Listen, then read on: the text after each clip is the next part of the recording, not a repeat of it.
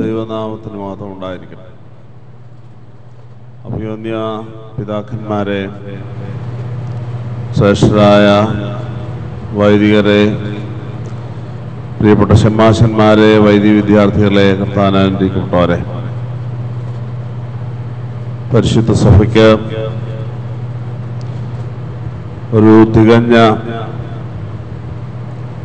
സന്യാസി നഷ്ടമായിരിക്കുന്നു.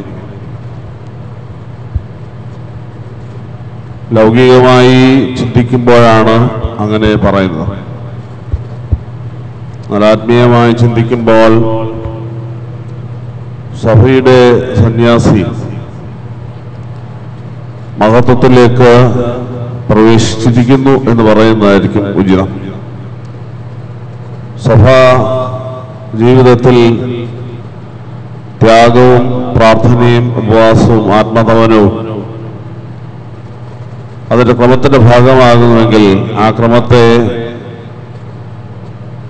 ശരിയായി പാലിച്ച പിതാവ് ആണ് അഭിവന്യ മറിയുവാനോസ് തിരുമേനി എന്നത് എല്ലാവർക്കും ഒരുപോലെ അറിയാവുന്ന ഒരു യാഥാർത്ഥ്യമാണ്.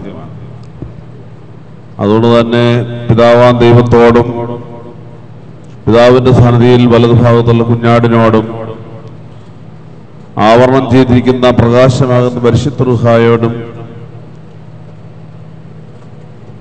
പിതാവും പുത്രനും പരിശുദ്ധ റൂഹായുമായ ത്രിയേക ദൈവത്തോട് ചേർന്ന് നിൽക്കുന്ന പഴയ നിയമ പുതിയ നിയമ വിശുദ്ധരുടെ ഗണത്തോടും ചേർന്ന് നിന്ന് സഭയെ മുഴുവനും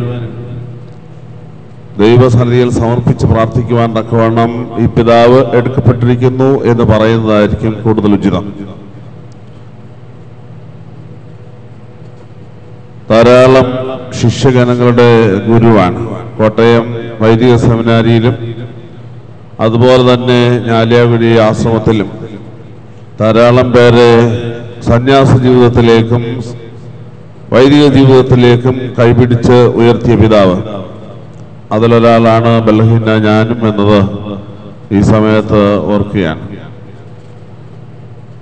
ദൈവസന്നിധിയിൽ നിന്നുകൊണ്ട് ദൈവജനത്തെ മുഴുവനായി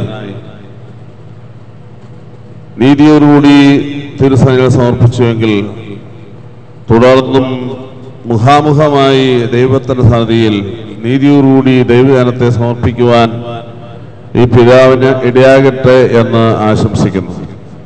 മദ്രാസ് ഭദ്രാസനത്തിൻ്റെയും വ്യക്തിപരമായി എനിക്കും ഉള്ളതായ എല്ലാ യാത്രാ മംഗളങ്ങളും